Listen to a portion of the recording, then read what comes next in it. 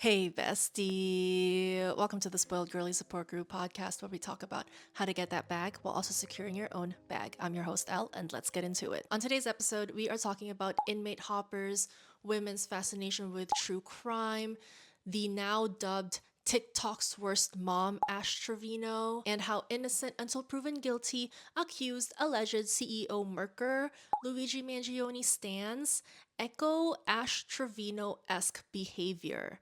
And it just is reflective of the inmate stan culture that we are now living in. Now, I am a true crime stan. I eat up a Rotten Mango true crime podcast episode every time it drops, but the post consumption clarity hits. And I do think there is a conversation to be had in the way that we as a collective view these people, the inmates and the people who get involved with them, the inmate hoppers, and this just inmate stan culture that we are living in. Like a lot of people are creating inmate stan content and a lot of people are consuming it.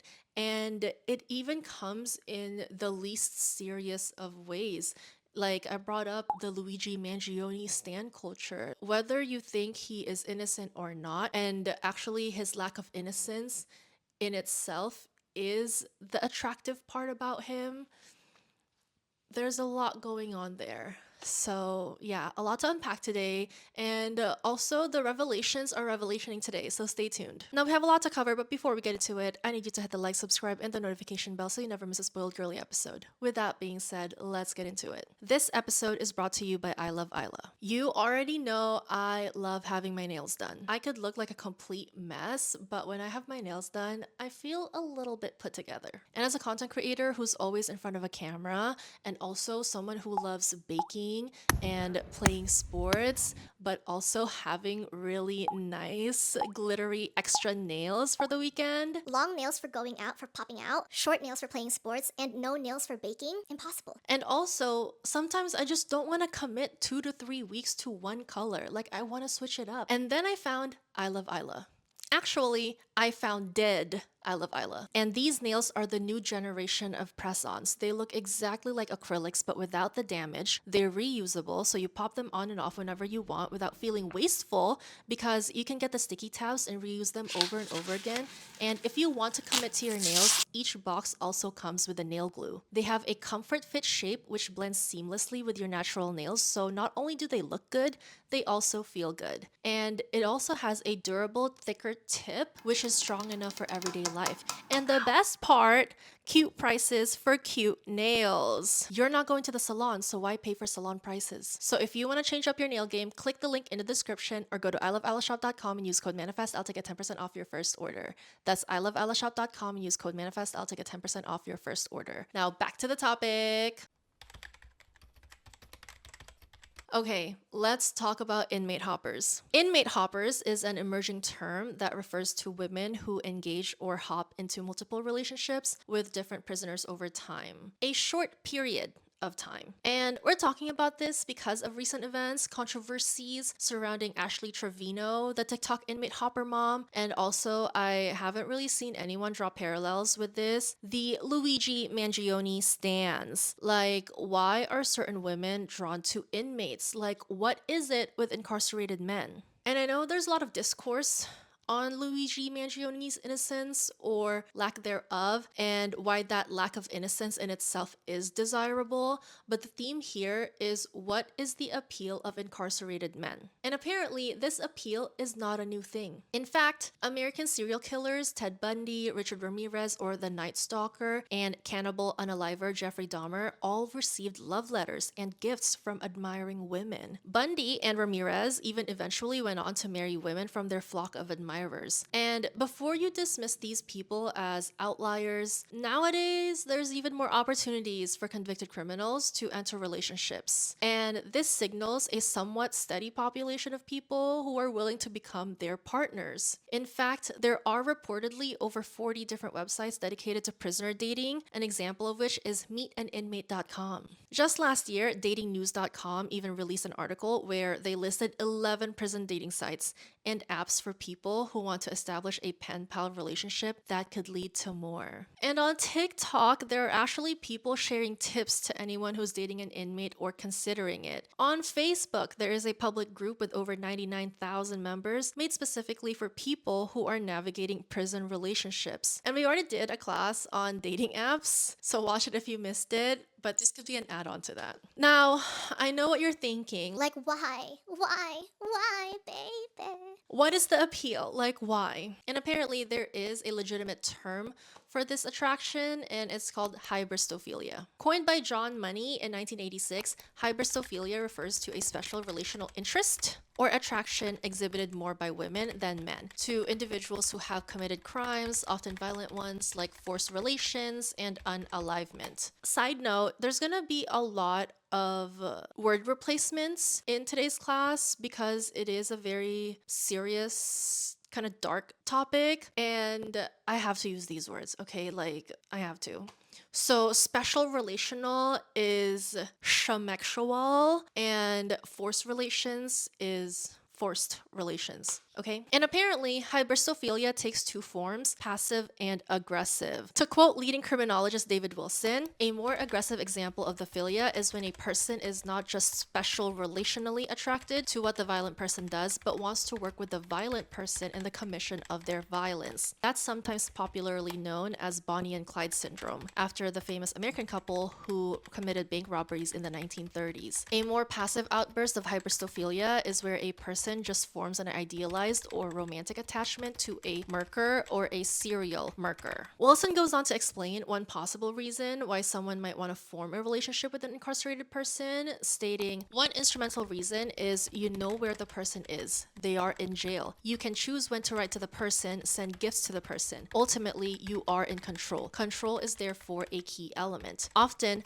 hybristophiliac women or men have had a lot of childhood trauma, often special relational or physical harmful behavior. In other words, they have had very little control over their childhood. Therefore, marrying someone behind bars is a way for them to vicariously gain that control they crave. Their love object is controlled by the penal system. This is supported by a 2014 study by Slavikova and Ryba Panza, who found that women who formed relationships with inmates displayed two prevalent personality traits: manipulativeness and feelings of inadequacy covered by a facade of self-sufficiency. And this means that instead of being a red flag or a turnoff, a person's imprisonment serves as a plus because it makes a woman feel like she is in control. On the other hand, there's also some who believe that the appeal of inmates is in their fame and notoriety in the media, and that ultimately inmate hoppers, they live vicariously through the men and like the thrill and attention. Wilson shares, another instrumental reason is if you form a relationship with a convicted murker or notorious serial murker person, you gain attention. You are interviewed. You may write a book, so there is a way to gain status, which is perhaps something you were denied in your childhood. Meanwhile, psychologists also view hybristophilia through a biological perspective, where women are equating violence with masculine strength and thus want to bring these types of men into their lives, whether for protection or for producing offspring with a good chance for survival. In their work, Demonic Males, Apes and the Origin of Human Violence, Richard Wrangham and Dale Peterson cite a study in which male and female orangutan behavior was observed, with researchers finding that females favored the larger and more aggressive males, or the ones who showed off their masculinity the most. And you see this type of attraction play out even beyond true crime media. How many rom-coms have a scene with the male lead getting into a fist fight, or fighting, period, or just being violent, period? But instead of sending the female lead running in the other direction, she tends to his wounds. And this trope reinforces the idea that aggression is an attractive trait in men, framing physical dominance as a sign of strength, passion, or even devotion. In The Notebook, Noah literally threatens to jump off a Ferris wheel if Allie doesn't go out with him. Yet that moment is framed as a grand romantic persistence rather than coercion.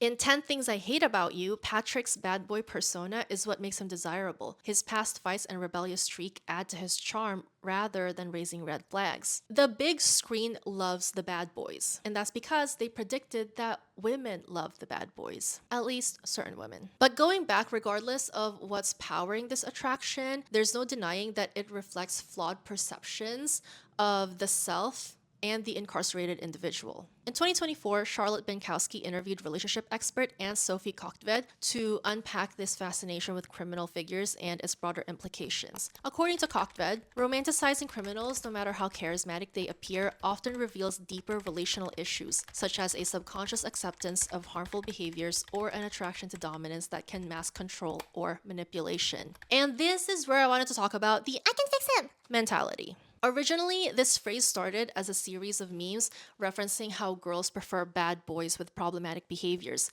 even to a psychotic extent, on the assumption that they'll be able to fix them. And in some cases, what powers this I can fix him mentality isn't just compassion, but loneliness, low self-esteem, and a longing for an untouchable love story, a unique story, a winner against all odds story. And it's this idea that their love can defy societal norms, that they're the exception to a criminal's remorseless nature, making them unique, making them not like other girls. And while relationships and authentic human connection can and do contribute to growth, this rescue complex thrives in the harmful belief that love in and of itself is enough to make a relationship worth staying in. But as we, the spoiled girlies, know, flawed definitions of love is a scam. Falling in love won't make all of these issues magically disappear. It's like when people say, Oh, I dated for love, I married for love. when it doesn't even at all look like love. Like, is the love in the room with us? And this reminds me of Harley Quinn and the Joker. Harley Quinn and the Joker's relationship is the ultimate cautionary tale for the I can fix him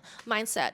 A dynamic where one partner, usually a woman, believes that they can save or reform the other through sheer love and loyalty. Harley once Dr.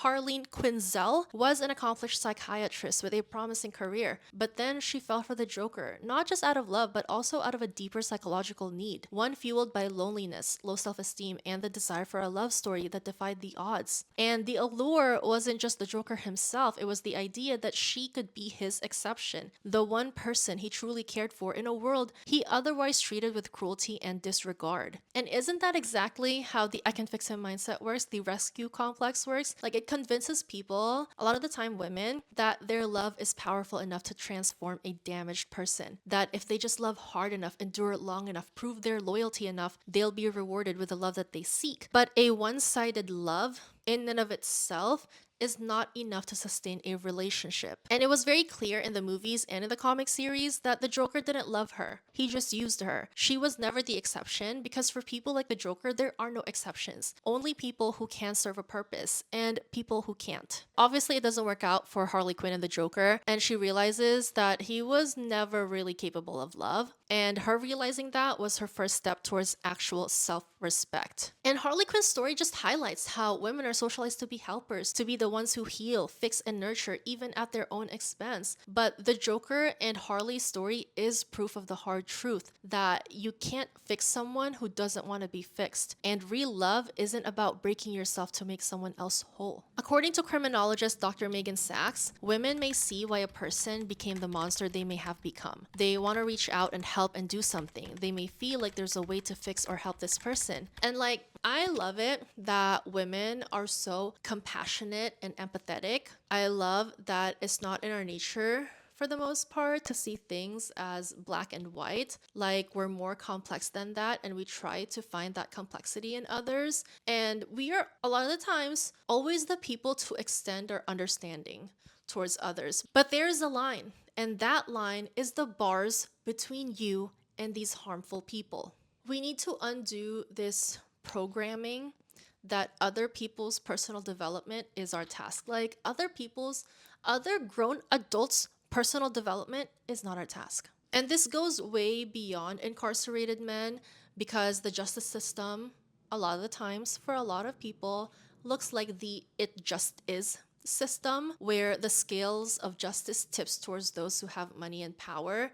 So not everyone who is incarcerated is guilty. I wanted to make that clear. So I'm more talking about the attraction to men who need fixing, to men who have time and time again displayed harmful behavior towards others, and even to the women who are sending them love. So yeah, I wanted to make that very, very clear. So moving on, let's talk about why this I can fix him behavior seems so prevalent nowadays. And it's all because of the media. So you might be wondering, like, why do we even talk about this? Like, yeah, we mentioned that it is not as uncommon as we think, like these inmate hoppers, the inmate stand culture, but like, why are we so concerned? Like, why do we care so much? The short answer is that when you consider that in Sheila Eisenberg's Women Who Love Men Who Murk, in which she interviewed numerous hybristophiliacs, she found that the women were seemingly normal. Like, they weren't all Ash Trevino-esque type vibes. They were teachers, nurses, wives. Not only that, but some of these women knew that it was morally wrong to be in love with an unaliver, but still persevered in pursuing these relationships anyway. So my point is that this phenomenon isn't just this niche, unrelatable fixation. It's something that exists among everyday people. And we're seeing it full blast right now on TikTok, especially with younger people, younger women participating in the Luigi Mangione stan culture. And like I said, this isn't to place verdict on innocence or lack of innocence, but the fact that he is currently an inmate and that there is a stan culture behind him as a current inmate. Thus, the inmate stan culture. Think about it. How many times have we seen headlines about how attractive a criminal is? Remember the hot mugshot guy and also Luigi Mangione right now? How many shows or films have subtly or maybe even blatantly portrayed notorious figures as misunderstood anti-heroes rather than dangerous individuals? Netflix alone has become a serial killer encyclopedia, having released so many true crime docuseries in the past years, including the Ted Bundy tapes, Night Stalker, House of Secrets, the Burari deaths, and the Vanishing at the Cecil Hotel. And the thing is, there is a demand for these things. People search true crime 738,510 times since January of 2022. Atlanta, Cleveland, and Minneapolis had the most searches per 100,000 residents. True crime fans spend an average of 3.8 hours per week consuming true crime, and Netflix was the most viewed platform for true crime content. Women are 2.5 times more likely than men to consume true crime content, and this may be due to them wanting to prepare for unsafe situations. In total,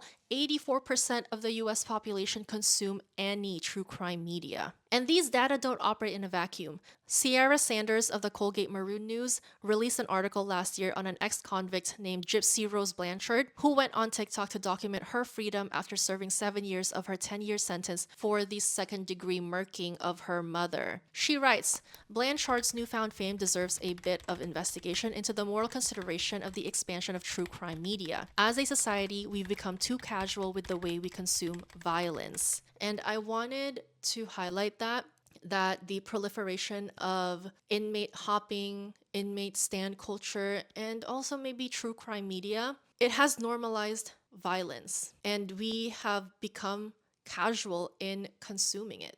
And this has a lot of repercussions for us as individuals and for us as society.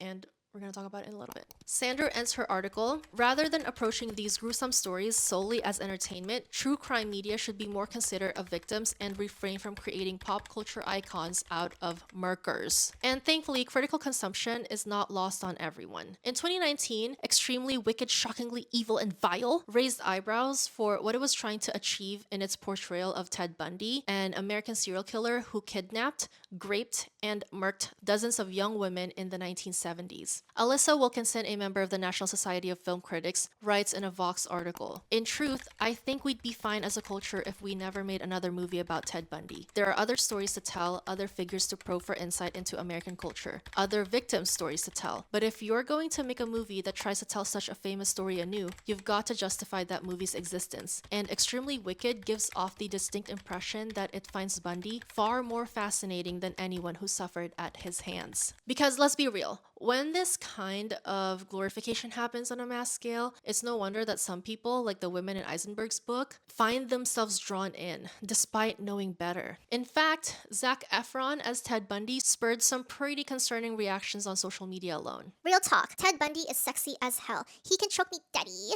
Why am I so turned on by Zac Efron as Ted Bundy? And these posts aren't isolated cases. In a 2024 study titled Unpacking the Construction of Online Identities of Hybristophilia Communities on TikTok, the researchers studied content posted between September and November 2023. They employed an innovative method called the TikTok Matrix Analysis, TMA, which is a multi-step process of gathering TikTok videos, analyzing them, grouping them, and categorizing them. So the researchers, they gather 55 hybristophilia related videos, and they found that these 4 themes were present in all of them. Number 1, special relational objectification. Number 2, trivialization of trauma. Number 3, romanticization of criminal. And number 4, guiltiness. And as you can see in this table, the criminals were accused or convicted of murking, serial murking, and mass murking. And the results are very, very curious. Of criminals who they focus on murking, just run-of-the-mill murking, 13 videos express special feelings towards the murkers. For serial murkers, 27 expressed these special feelings, and for mass murkers, 15 expressed special feelings. And not only that, but the overall engagement on these posts ranged between 11 to 25,000 likes and 0 to 1,016 comments. That's pretty good engagement. And by good, I mean bad. As the researchers conclude, this positive framing of the criminal action creates various possible implications, mainly the potential to re-victimize individuals who have been personally affected by the crimes and actions of the criminal offender being glamorized in the content. Although the motivations behind the creation and the dissemination of the content are unclear, the potentially harmful impact this content can have on the victims of the crimes and the desensitization of users being exposed to this content creates the need to explore this phenomenon further. If we get comfortable in a pattern of glorifying harmful behavior by the perpetrators of said harmful behavior, we are disempowering their victims and potential victims. And I didn't really think it was that deep until I had to do a deep dive on the topic, because I'm like, there's something there. Like, all these patterns, they're patterning, and like, there's something there. And unfortunately, it really is that deep. And we are essentially in uncharted territory. The researchers write, further research exploring the potential identity construction and motivation behind this content creation and dissemination would provide valuable insight and potential inferences on a phenomenon that is still widely under-researched and vastly unknown. And we are at the forefront of it. Not the inmate stan culture, inmate hopping, but the analysis of it all. Speaking of inmate stan culture, let's talk about it. Offline, women are also making their fascination of these criminals known in the form of letters sent to criminals. For instance, Christopher Watts, who was imprisoned for murking his wife and daughters, received numerous love letters from the women he's never even met, some of which included suggestive photos of themselves. And these are reminiscent of the admiration and support received by notorious criminals Ted Bundy and Jeffrey Dahmer, with the former being one of the first known killers to have received an army of amorous female fans who swore they were in love with him, and the latter having reportedly received so many love letters and fan mail that eventually they were compiled and published in a book titled Dear Dahmer, Letters to the Milwaukee Cannibal. Let's read some of them. Dear Jeffrey Dahmer, my name is Inmate Hopper. I would like to become pen pals with you. I think you are the best looking guy that I've ever seen. I have light brown hair and green blue eyes. I am 5 foot 7.5 inches tall. Please write me back. I would like to know more about you. My address is Yes, Mr. Cannibal Murker. Here's my address. You know where to find me. Another letter. Again, I tell you, I was so glad to see you on the IE interview. I was worried you wasn't eating good and would be too skinny. I was pleased to see you looking healthy and handsome as always. Hearing your voice was wonderful. My heart went pitter-patter. Okay, there's a lot. There's a lot of letters, and this would all be so precious and so sweet if he wasn't a cannibal murker. And also, Dahmer also wrote back to his admirers and flirted with them. Like, it was a two-way street. It was a classic inmate hopper love story. And even though the prison love letters, like, they may seem like a harmless declaration of affection because the man is in prison. So the women, they're relatively safe at the time that they wrote those letters. But this whole thing, it reflects a darker reality, one in which we're ready to excuse the worst crimes if the doer of the crimes are attractive. Because that's the common theme in all these letters, is that he's so good looking. Speaking of a good looking inmate, Luigi Mangione.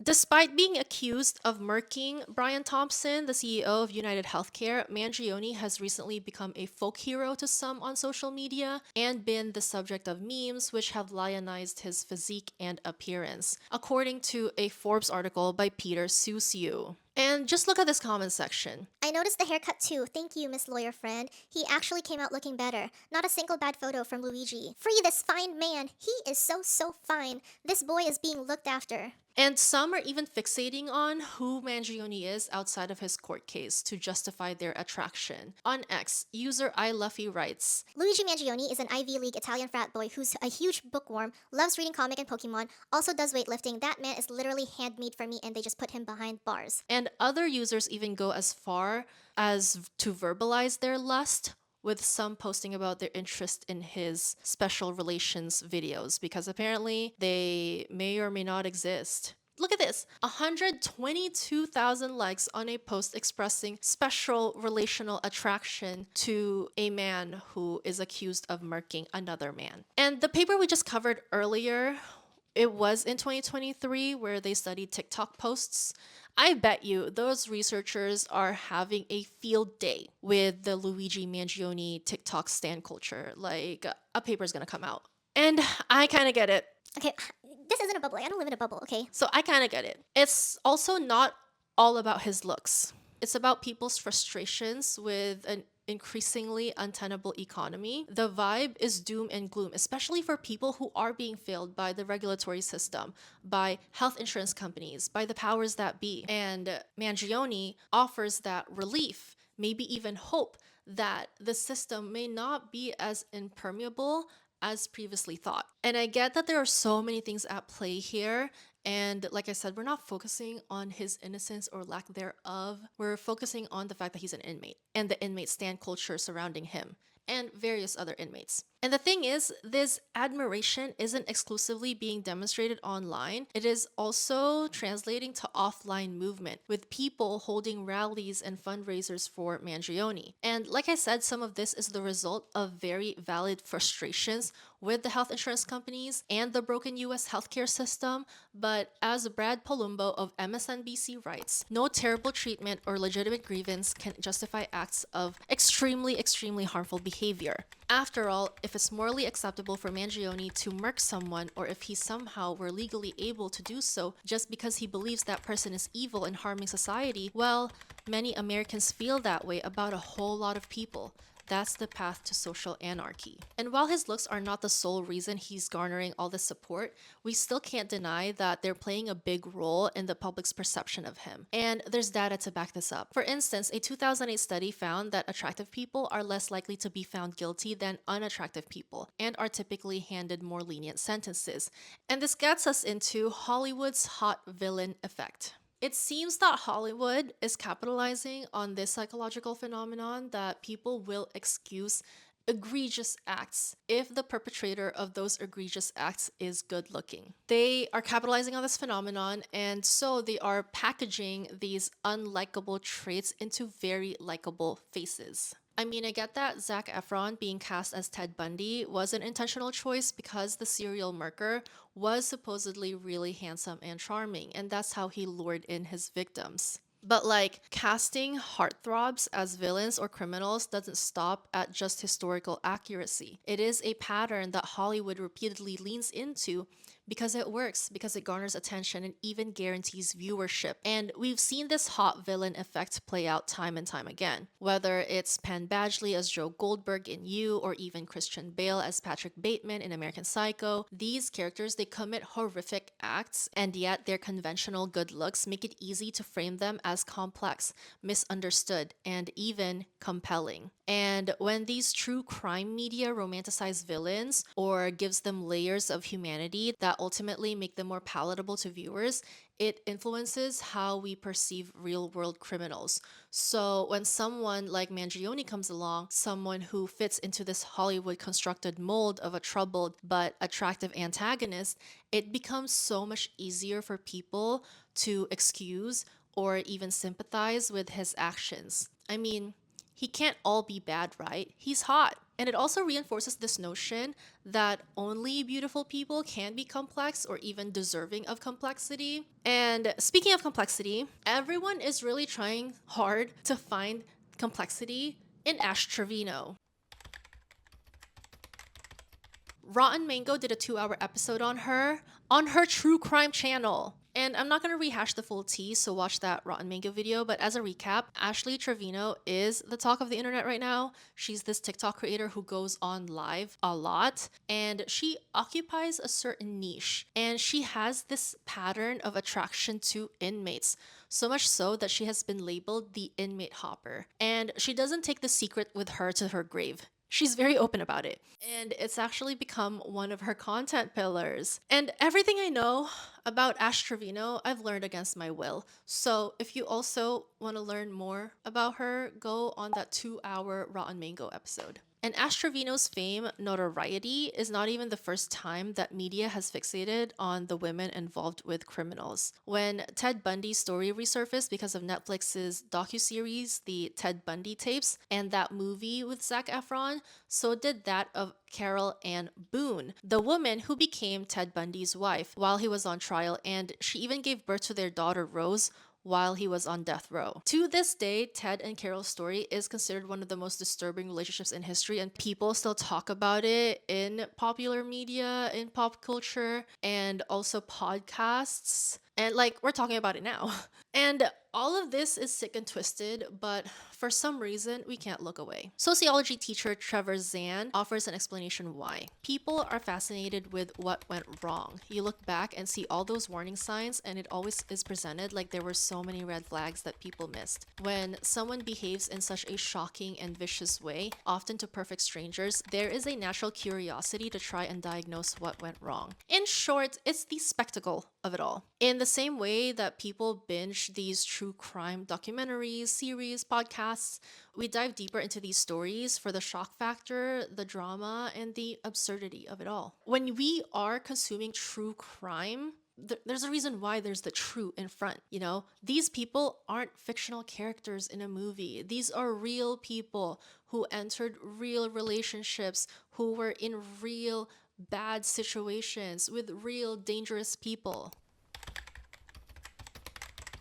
Because the inmates inside the prisons, they have limited resources and restricted freedoms, so their dependence on these external connections that they have with women on the outside, it means that these incarcerated individuals often turn to manipulation. To quote an article titled "Unveiling the Manipulation of Prison Love Letters," inmates may fabricate hardships or present exaggerated tales of financial needs to solicit money or gifts. And some manipulation may also come in the form of guilt trips, with inmates saying things like, "You're my only hope," or "No one else cares about me," to control the other person's action and leverage people's, women's especially, other people's compassion for their own benefit. There's also the stigma surrounding dating imprisoned men. In 2021, a study published in the Criminal Justice Studies Journal, researchers at the University of Texas looked into the experiences of people facing stigma by association. Some of the women they interviewed mentioned that they were perceived as having poor mental health for being romantically involved with someone who was incarcerated. And others even shared that they were judged as being bad people themselves. And all in all, it is clear that relationships with inmates have their own challenges. But despite the risks, both emotional and social, women continue to pursue these relationships. And as we mentioned earlier, this attraction is a reflection of deeper psychological, social, and cultural forces at play. And not even getting into relationships with inmates, participating in inmate stan culture online, like not even advocating for a person's innocence, but rather glamorizing their lack of innocence. There's something happening here, and it is a reflection of a society that has made violence so casual. It is a product of a world that has long glorified the bad boy archetype, glamorized the "I can fix him" mentality, even encouraged it, romanticized harming others,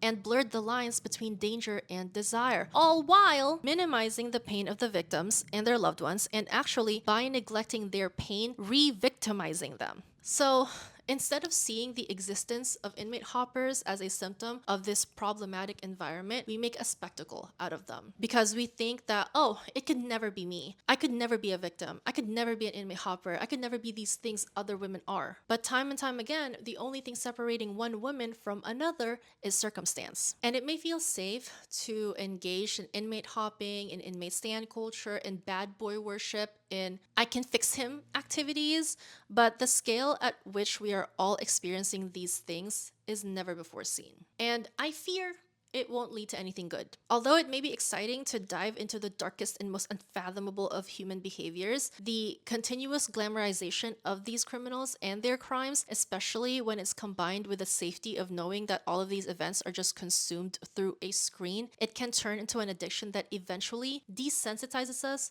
to the violence we're seeing and desensitizes us to the pain that others are experiencing. And it's even more problematic when the media that we consume portrays these criminals as misunderstood victims. To quote an article titled "The Dark Appeal: Why Serial Murderers Fascinate Us," the focus on charismas, traumatic backgrounds, or psychological struggles often supplants the horrific crimes for which they committed them. This kind of media presentation often blurs the lines between villain and victim and places empathy on the wrong head, the criminal, not the victim. This sensationalized crime reporting tends to evoke strong emotional responses from audience, which can lead to polarization and sensationalism of public discourse, which can make it difficult to have rational evidence-based discussions about crime prevention, criminal justice policy, and community safety. Instead of seeing these inmate hoppers as isolated cases of cringe behavior, we need to see them as real people whose attraction is often a result of psychological vulnerabilities and societal conditioning. For some people, relationships with inmates, they offer an illusion of control after having experienced trauma and harmful behavior. Others love the secondhand fame and attention. And at the end of the day, the phenomenon of inmate hoppers isn't just about individual women making questionable choices. It is a reflection of the much larger forces at play. It's about how we as a society continue to romanticize danger and turn criminals into celebrities. It's about how true crime has become entertainment, desensitizing us to the violence in these stories. So instead of asking why women fall for criminals, maybe we should be asking, why do we as a society keep making dangerous men, harmful men look so desirable? Why do we glorify the bad boy archetype while overlooking the consequences of bad boy behavior? And why do we continue to consume, engage in, and even defend media